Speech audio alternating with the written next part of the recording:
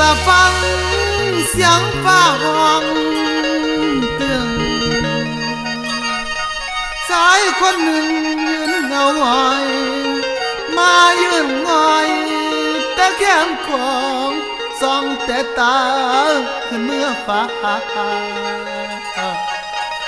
สายทาราความไหลลิวแนมเป็นน้ำเป็นทิวทั้งสองกำลมมาทางละน้ำตายไหลพังนั่งเบิ่งฟ้องฟาดคงสายลมห้องข้ามนาทีกำเวนมีโอ้ลานะ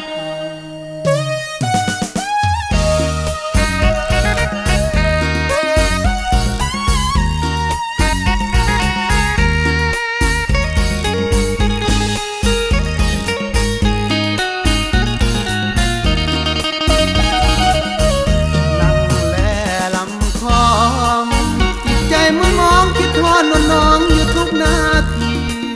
อายุทั้งลาวส่งข่าวหาสาวโสพีความหักบ่ได้ในนี้ยังจำได้ดีคำมั่นสัญญา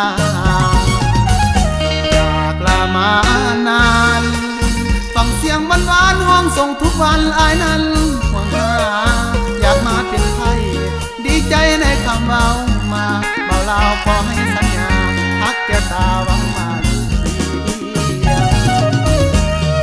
เสียงของน้องลอยข้ามลำคลองมาหาอ้อยยามได้ยินหัวใจแทบพังฟังแล้วสวงวอนถ้าอยากสอนผู้เบาทั้งเรา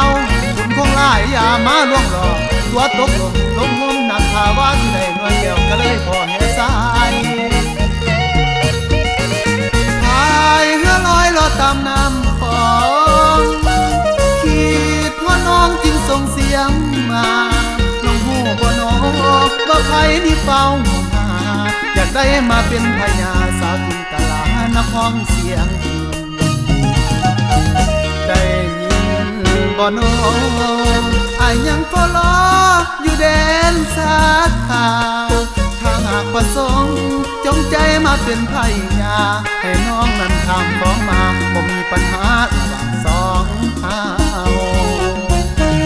ยังเอาหัวใจเลยน้องยังเอาหัวใจเลยน้องถ้าคำน้ำของน้องอย่าไหววัน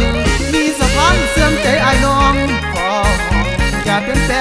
หักแนวแน่สองคำสองไป